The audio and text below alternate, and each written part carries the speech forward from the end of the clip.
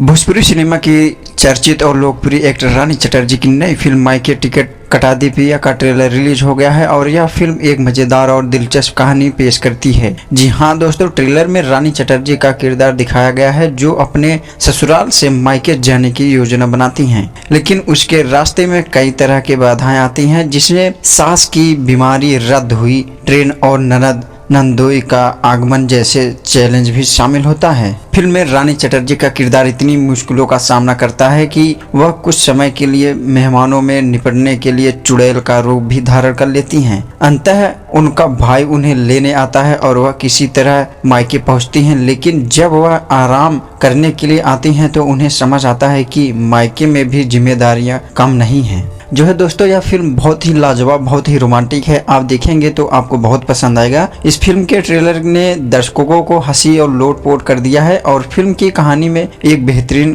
Coming timing नजर आती है। दोस्तों, मायके की टिकट कटा दी पिया का ट्रेलर दर्शाता है कि यह फिल्म रानी चटर्जी का एक अलग ही अंदाज देखने को मिलेगा, जिसमें वह अपनी जिम्मेदारियों के चलते हुए कई तरह के मजेदार सिचुएशन में फंसी होती हैं। फिल्म में रानी चटर्जी के साथ लाडो मधेसिया, सुबी शर्मा, कंचन राशि, रिंकू भरती, प्रेम दुबे, संतोष श्रीवास्तव, स्वीट सिंह और प्रकाश जैसे कलाकार भी नजर आएंगे। यह फिल्म दर्शकों को न सिर्फ हंसी दिलाएगी बल्कि एक घरेलू महिला की जटिलताओं को भी, उनके जिम्मेदारियों को भी दर्शाती है। और जो कि दोस्तों यह फिल्म बहुत ही मजेदार, बहुत ही रोमांटिक है। आप देखोगे तो आपको बहुत पसंद आएगा। दोस्तों, मैं मिलता हूँ नेक्स्ट वीडियो में। तब तक के लिए हमारे चैनल को सब्सक्राइब करो, लाइक करो, कमेंट करो, शेयर करो। जय श्री राम।